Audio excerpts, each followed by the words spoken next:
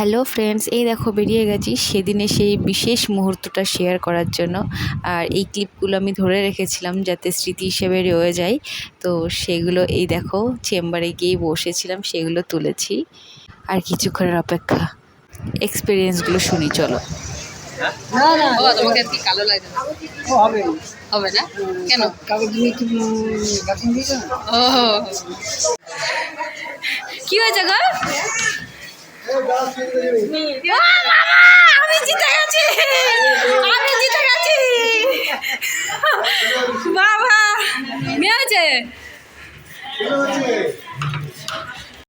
আর এই যে দেখো আমাদের পুচুসোনাকে বেডে দিয়ে দিয়েছে। তারপরে একটু দূর থেকে আমি ভিডিওটা করছিলাম যাতে কোনো প্রবলেম না হয়।